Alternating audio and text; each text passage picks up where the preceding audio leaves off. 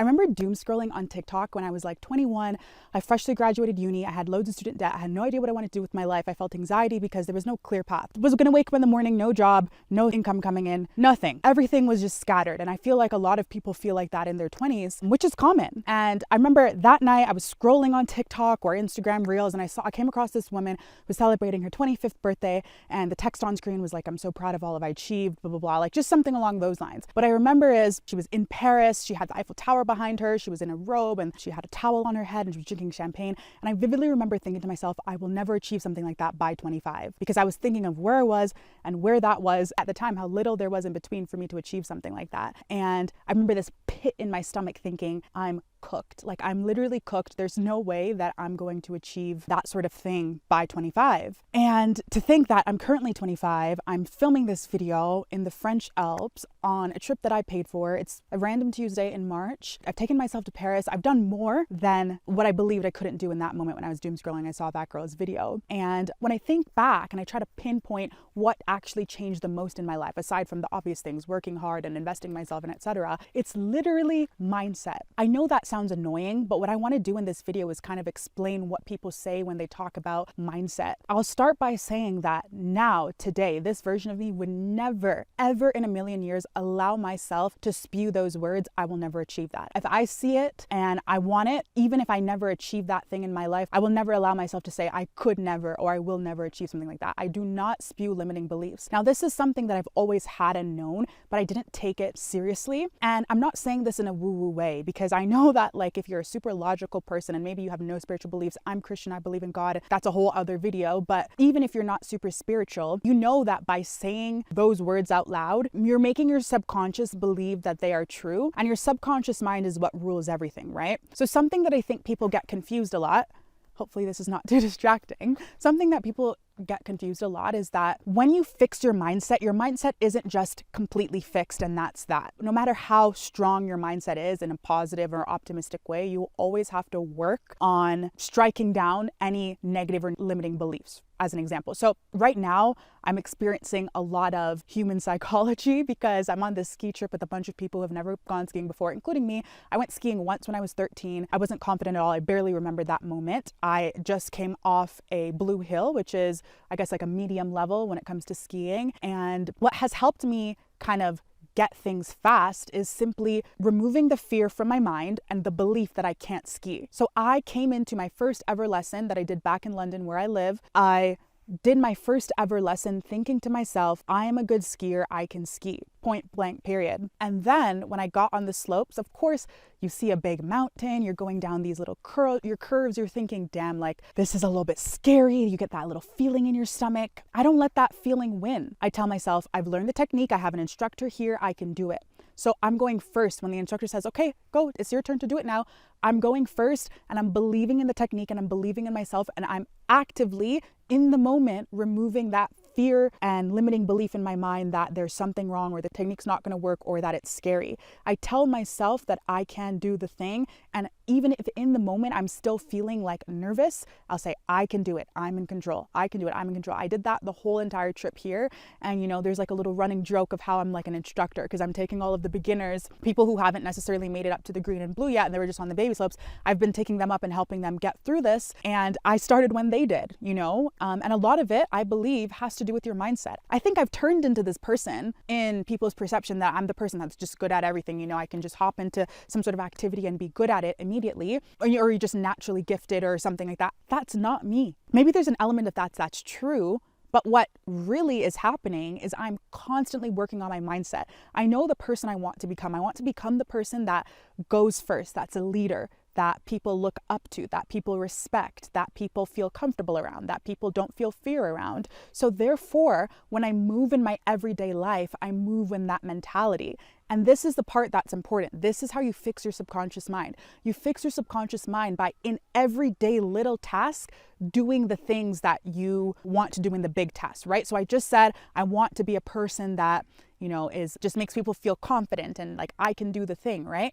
So and any period in my life or throughout the day where I feel like I can't do the thing. So as an example, I have 30 minutes left and I need to finish a quick little bit of the rest of my work for the day or before meeting. That's an example of somewhere where I could feel like I can't do it because it's going to take me a little bit longer, or I'm a little bit tired and I don't have the willpower to push through. That's a moment where I choose to lead. I choose to be the person that does the thing. And I do that every single day in every little thing. And I've been doing that for the past 5 years. And I would say for the first 2 to 3 years, I wasn't that good. And oftentimes in the little things, I would fail. But once I started to realize, for example, the gym was something that I was good at, pushing through the limiting beliefs in, doing it when I didn't want to. And that just became an autopilot thing for me. Now it's just a non-negotiable. I'm stronger and healthier, slimmer. My subconscious mind is of the belief that I'm a healthy, fit person that goes to the gym and likes the gym, right? I realized how over the years, I've actually built up that muscle or that wire in my brain to do that. I think to myself, I can do this in every other area. So that's what I did. That's how I built a 6-figure freelance business in 18 months.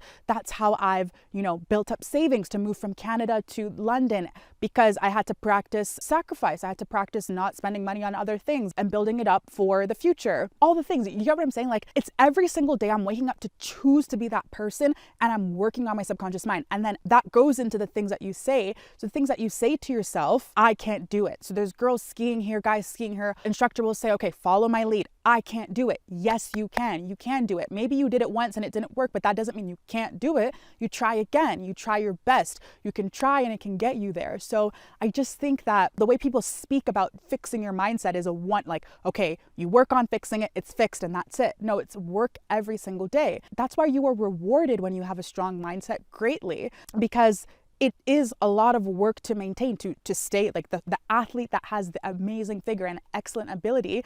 They mentally, more so than physically, mentally have to be the person that is a good athlete, right? There are amazing, I don't know about you, but there's amazing football players, ball players in my high school who probably could have went pro, probably could have went to the league, but their mindset, their focus, their ability to lock in wasn't there. And I know you guys know other people, and that's something that also in the past years since I saw that TikTok and I said I can't do the thing has changed drastically in my life. I realized that we all have unique advantages. We all have things that we can lean into that help us, that is in our DNA. Nobody else has that same fingerprint as you. Nobody has the same life experience as you. That is your unique advantage. So instead of using, things that have happened to me, negative things, and thinking, poorly about, my past and how it has affected me, I think, how can I use what has happened to me in my past to help me get to where I want? So in my past, I experienced a range of things. My mother passed away. I was adopted. I was a quiet kid. Maybe I built up a little bit of anxiety. Just a range of different things happened. What are the things that came out of that I could probably use? I have a creative mind. I like to read and learn. I like to experiment with myself and things because I was always alone and didn't have siblings, so I could just constantly be in my head. I've now used these things to, one, help me in crossing through the limiting beliefs and et cetera, but also to build this career that I have. And I'm so passionate about, when I teach about freelancing to the students that I have, I don't teach in a traditional way where I tell them, okay, you become a copywriter. No, I'm like, think of all your unique experiences that make you uniquely fit to work with a certain client that other people don't have. That's how you make the big bucks, because it's going to be hard for someone else to fulfill, I guess, or to do the same things that you've done. I feel like I'm just yapping. I need to get back on track. I'm trying to think. 11 minutes.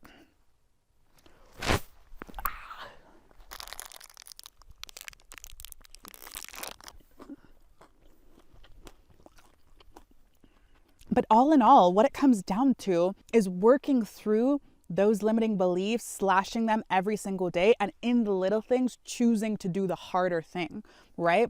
Some people might classify me as an extremist. I have one life to live, and I'm going to go hard and fail fast and achieve the things that I want to achieve. And if that means, being a little bit of an outcast, maybe people think I'm a little bit weird, I'm fine with that. Some people like a little bit more of a balance. So for me, I like to take this concept to the extreme. So even in the small things, like some things I don't do anymore, for the most part, 98% of the time, if there is an escalator and a staircase and it's a reasonable flight of stairs and I don't have a huge suitcase, I'm taking taking the stairs. Doing those little things tell my subconscious mind who I am, i.e. the person that chooses to do the hard thing, the person that wants to get the extra steps in. It's not about being like, oh, I'm better than everybody. It's training my subconscious mind to believe that who I want to be is who I already am. Again, this is in the context of who I want to be. So if you feel like, yes, who you're talking about, that version of the woman that you're talking about is also who I want to be, this is exactly how you get there. It's in those small things, right? Rain, shine, snow,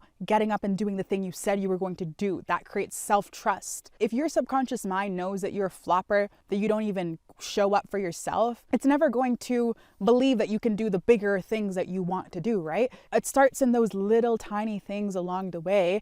And then when you start to do that, the things that maybe you might have thought would be harder, or the timeline or scale of where you could achieve things, becomes a little bit more like realistic. You start to envision things in a way where it's like, oh, I can do that. Oh, I can achieve this thing, or I can do XYZ, because you have now trained your subconscious mind enough to believe that, right? So if I could leave you with one thing, just literally yell from the top of this mountain that I'm at, it would be this. First of all, who do you want to become? When you imagine yourself in 5 years, 4 years, 3 years, an ideal scenario, the ideal version of yourself, no realistic thing, the ideal version of yourself that seems unrealistic now, that gives you a pit in your stomach where you think I can never achieve that. What is her vibe? What is she like? Because when I did this, I imagined that I was fit, I worked hard, I had fun, I traveled, I didn't let anxiety take control over me to rule my life, which is what I did for most of my life. And then what are the qualities? You can even use ChatGPT to help you. You have to think, okay, what are the qualities of this person then? Based on what I've just described, what are the qualities they have? And then once you have those, okay, this person is disciplined,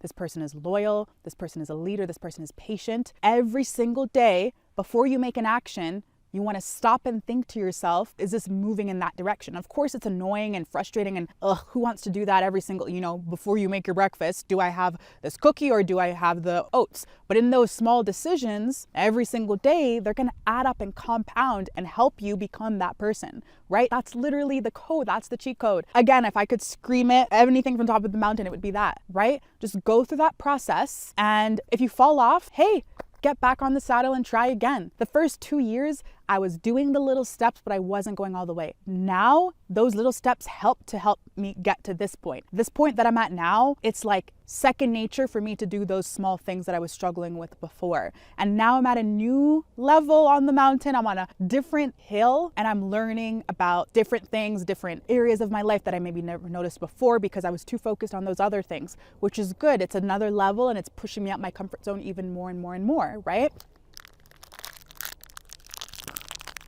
Sorry. If I could go back in time and tell the version of myself who saw that TikTok anything, and it would be that every thought that you have isn't true. It's just a thought. This is something that helped me lose 30 pounds, over the past year. Oh, I'm hungry. Maybe that's not true.